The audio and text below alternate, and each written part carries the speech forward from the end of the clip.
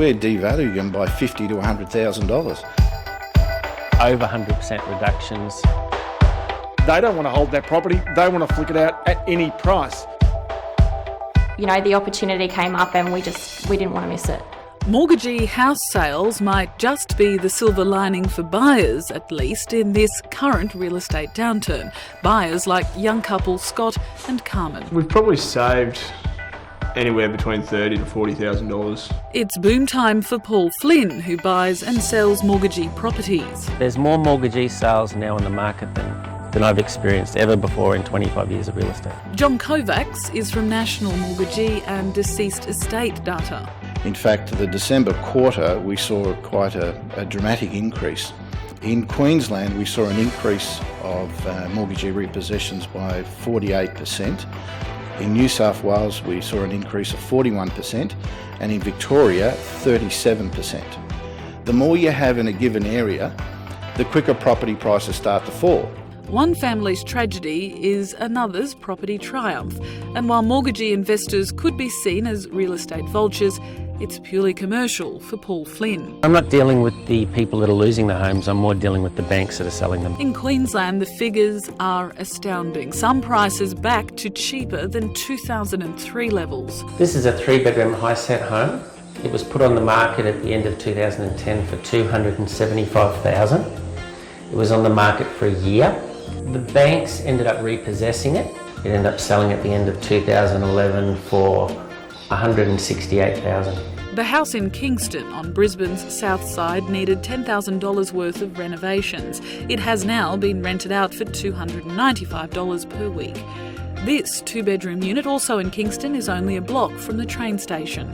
It just sold for $150,000. What was it last sold for? About $175,000 in 2008. What sort of rental return would you get on this? Easy $250 a week. On the Gold Coast, this beachfront surface paradise apartment sold for $1.7 million in 2006. It sold at auction for $1 million less, for $720,000. An apartment in the luxury Q1 building sold for $970,000. In 2006, it sold for $2 million. In Victoria, a mortgagee townhouse in Sandhurst sold for $420,000. Similar townhouses in the area have been selling at the $460,000 mark. The advantage is that they can be bought at less than market value. In New South Wales, this Rhodes apartment was valued at $1 million when it was built in 2007. It sold as a mortgagee in repossession for $860,000.